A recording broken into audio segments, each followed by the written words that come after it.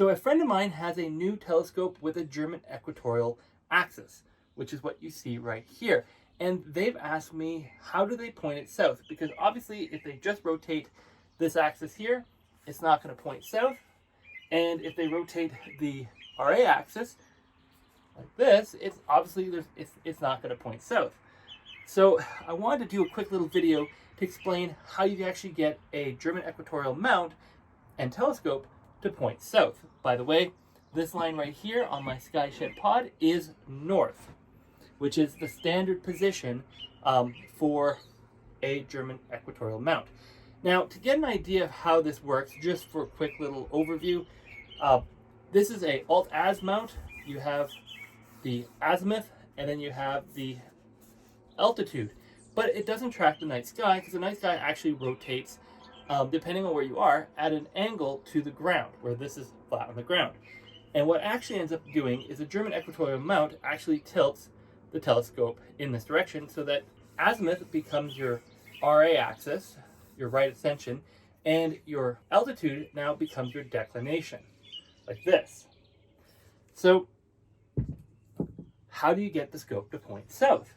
Well, you actually have to move both of the axes to be able to do this. So you're going to want to carefully release both axes and move it in either east or west orientation. Now, this is important. If you're imaging to the southeast, you're going to want to move the scope west. And then you're going to want to rotate it to point southeast. As the night goes on, you can even point it, but when it, and just make sure nothing is tangled here, because, yeah. Oh, that's what it is. Haha. Yep. This has not been used for 2 weeks and some cables have got stuck. Always check your cables. But you basically move it, and then once the, actually, you know what? We'll just flip it around here. Ha ha ha. This is going to show it a little bit better. Once the right ascension is parallel to the ground, the scope is now actually pointing straight south. And this goes either way that you can do it. And if you let go of it, it's going to be balanced. Why? Because perfectly balanced with a little bit heavier weight on the counter shaft. And the reason for this is because if I were to ever let this go, I'd rather the telescope goes like this, where the telescope is safely on top, than go the other way where it smashes into the tripod or pier that you have. So that's how you point the telescope south. Now, overnight, it's actually going to rotate like this and follow the night sky, and it'll move with the stars that are in the southern part of the sky. And if you're like, well, my stars are actually up in the air, well, you just point it up in the air, and here you go. Now, there is something called the Meridian Flip. And the reason that this Meridian Flip works is because in this particular configuration, the counterweight is always below the telescope. And you always want that, especially for astrophotography. For visual, it's not as big an issue. But the reason for that is because the counterweight is a little heavier than the telescope, and it'll always want to pull this telescope back to normal, which is this case here. However, if you're imaging like this, and you go and say, I want to image something in the southeast quadrant, and you just let it go, as time goes on overnight, it's going to move like this. And at a certain point, when it hits the southern hemisphere, and we're looking straight south now, it actually has it where the weights over here are actually higher than the telescope. And the reason this is bad is because if you keep going, not only are you potentially going to run the telescope into your mount, yeah, this could happen, but if for some reason you decide later in the night you're going to do something, or you release it, and you really release the RA axis here, this whole thing's going to go like this. Woo! And you potentially are going to damage something. And that would be bad. So that's how it works. It's not too complicated, but as somebody with a first time owning a telescope, or having not used one of these before, that is the advantage. It tracks the night sky overnight. All you have to do is slowly move the RA axis, and it's going to follow. And when I mean slowly, I mean I could be sitting here talking to you this entire video, which is probably going to be about 5 minutes, and it would probably move that much. So it is very slow. But that means that whenever you're looking at something in the night sky, you're always looking at it, and you don't have to track it. With this little guy, he's great because you can go and find something pretty easy, flat on the ground, table-wise. But then when you're looking at him, the object is going to be moving in the field of view, and you constantly have to make slight little adjustments to follow it through the night sky, which for visual astronomy, not a big problem. In fact, it's probably preferred for a lot of people.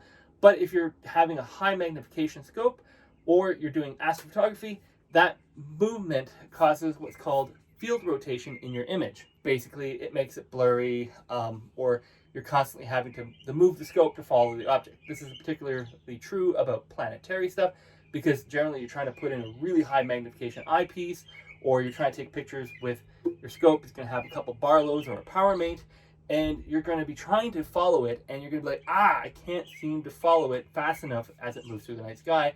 If you're using an Alt-Az. With a German Equatorial, it just sits there and it follows it, and as long as you're polar aligned perfectly, it'll literally follow it pretty much the whole night and never move.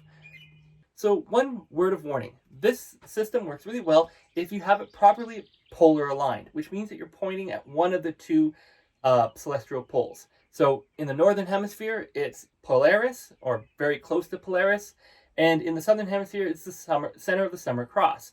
Now, in order to do that, you're going to make adjustments to the mount down here to basically pick your altitude. And generally there's markers. For me, I'm at 45 point something, and I've gone and done that here. And I've actually used a pole master to actually get really precise polar alignment, which I just ruined by trying to demonstrate this by rotating it without realizing it's actually locked in place. And that's going to be super important. If you are near the equator, you can point to whatever pole you can see. Otherwise, you're going to have to use something called drift align to try to get your polar alignment correct, because you're actually going to be having this pretty much horizontal to the ground. To give you an idea, your scope's going to look like this compared to the ground, where the right ascension is essentially parallel to, or perpendicular to the ground. You can do it, it works. It's just, be aware of that fact, that you might not be able to see the stars and do an actual visual polar alignment. You'll have to do the drift method, and it'll take some time to get that set up. Although, yes, guiding, I don't even have the guide. Do I have the guide scope? Yeah, the guide scope is here. Guide scopes are always recommended if you're doing photography. Planetary, you don't really need it because it's such short frames, but So I hope you found this video helpful, particularly for my friend. I hope you found it helpful, but to everyone else watching it, I hope you found it helpful. And do give this video a thumbs up. If you have additional questions, please let me know in the comments below. I'm always happy to answer questions. In fact, I'm making this video to answer a question. So yes, questions about astronomy, astrophotography, please let me know in the comments below. Thank you.